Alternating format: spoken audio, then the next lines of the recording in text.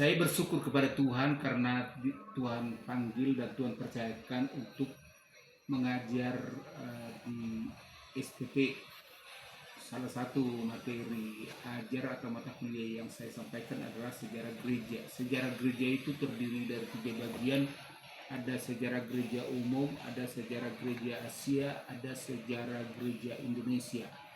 Ketiga sejarah gereja ini saya bisa tuntaskan dalam menulis. Saya awali dengan menulis sejarah gereja umum.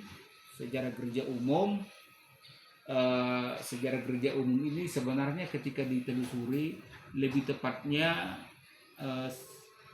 yang dimulai dari Eropa lah. Tapi sebenarnya bukan dari Eropa gereja berdiri, tapi tentunya dimulai dari Yerusalem lah, ketika Tuhan Yesus mengutus sebelum dia naik ke surga, mengutus murid-muridnya sebagai saksi.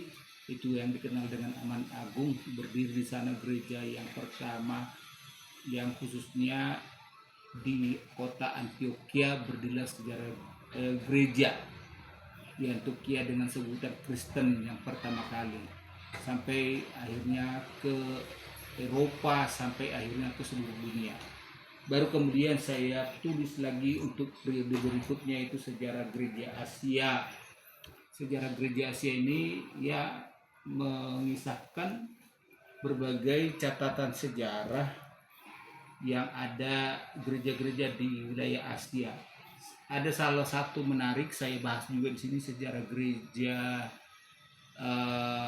Yoido Full Gospel, awal mula berdirinya sampai gereja yang terbesar di dunia. Saya kupas di sana. Yang puji Tuhan, saya berkesempatan bisa menginjakkan kaki sampai ke Korea, ya, ke Yoido Full Gospel, beribadah di sana. Sungguh luar biasa, saya bisa melihat langsung kisah gereja tersebut. Jadi saya kisahkan di sini di buku ini bagaimana awal mula berdirinya gereja tersebut sampai menjadi gereja yang terbesar di seluruh dunia. Kemudian saya lanjutkan dengan menulis sejarah gereja yang terbaru. Ini baru terbit, yaitu sejarah gereja Indonesia. Sejarah gereja Indonesia ini dimulai dari gereja yang berdiri di Sumatera, ya, di Jawa, di Bali, setiap pulau, di Bali, di Nusa Tenggara, Kalimantan, Ambon, Sulawesi, sampai Papua, semua pulau. Ada kisah-kisah menarik bagaimana para pendahulu mengawali berdirinya gereja di Indonesia, pertaruhan korban jiwa juga, ya, sampai ada mati syahid, ya,